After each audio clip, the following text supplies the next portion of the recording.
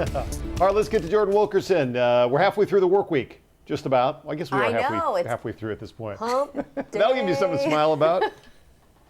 It is because, and not just because we're halfway through the week, but also because we're seeing that pattern change now. We went from that trough that was over us in the area of low pressure, bringing showers and that threat for storms, and now the ridge is building over us, bringing in drier conditions and more sunshine. So let me show you a live look out at Paulsbo this evening, I should say, tonight.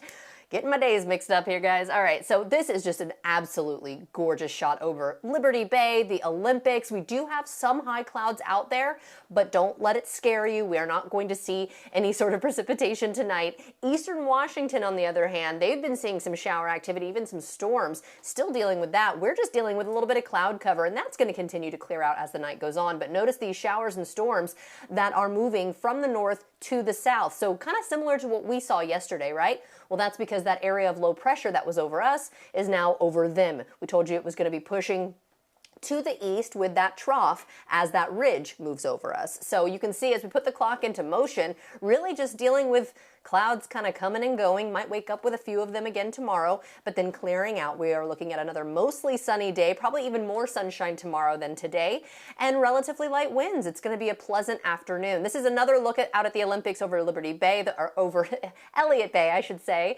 Wow, that rhymed. I love when I rhyme on accident. But it's just beautiful. I mean, these colors that we're getting out here. It's 64 degrees. It's also feeling pretty comfortable. I actually took a walk on my break to go get dinner, and it was just very pleasant out. We have a west-northwest wind at about 5 miles per hour.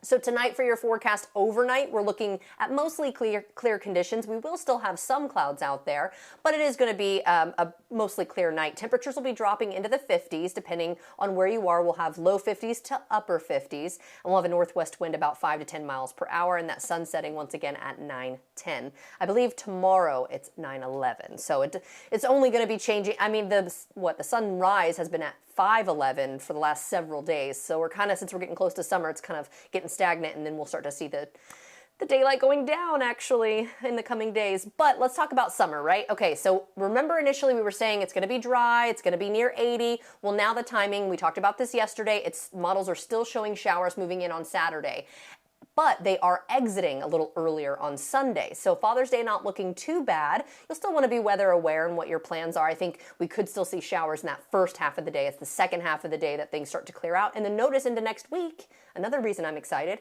is we've got sustained, it looks like it could be a sustained period of warmer weather and sunshine. And it does seem like we've had rain a lot on the weekends, and I'll be talking about that coming up too, and let you know if it's actually a thing where we're seeing more on the weekends versus the weekdays. We'll be right back.